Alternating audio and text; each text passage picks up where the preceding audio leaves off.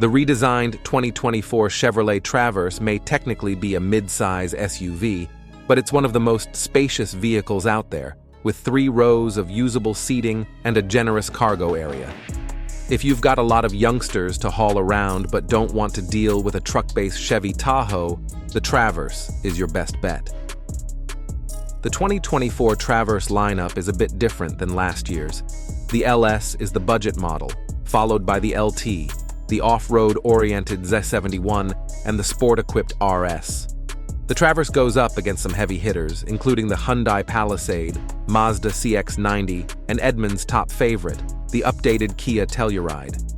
All 3 offer great styling and technology that Chevrolet has struggled with in the past.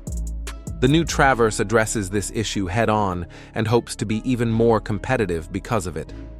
People expecting big displacement under the hood should look elsewhere. Gone is last year's 3.6-liter V6, replaced by a 2.5-liter 4-cylinder engine.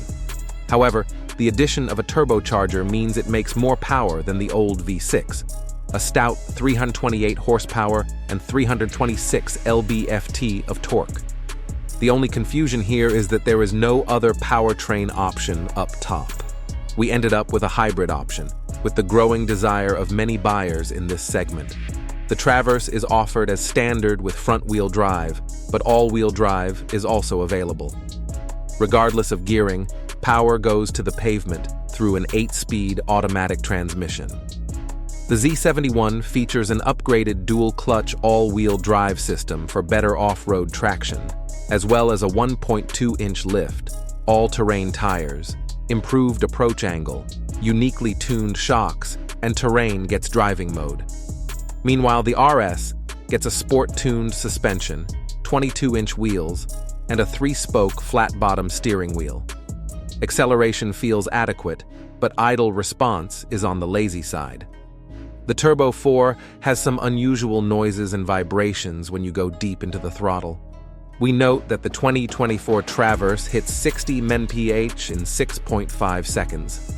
The Traverse's interior plays more on space and versatility than luxury.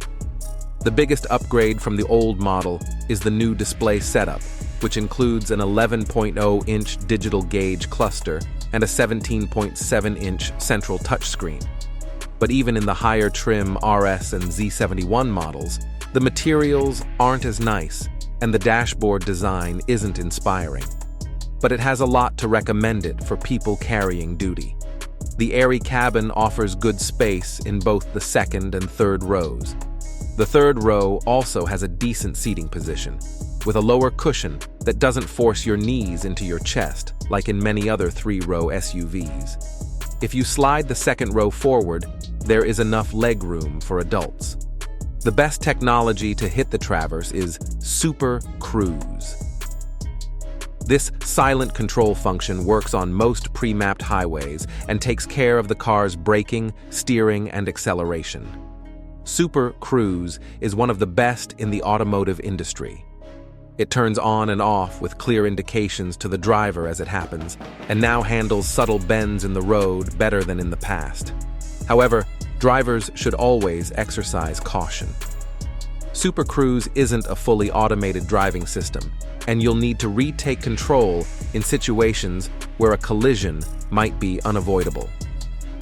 The Traverse is one of the most capable SUVs in the 3-row crossover class, starting with 97.6 cubic feet of maximum storage with the 2 rear rows folded. After seeing it in person, we can attest to the Traverse's commodity shell claims. Passenger storage is equally generous. Up front, there's plenty of space for small items with a conductive center console, a large cubby in front of the cup holders, and a deep center console.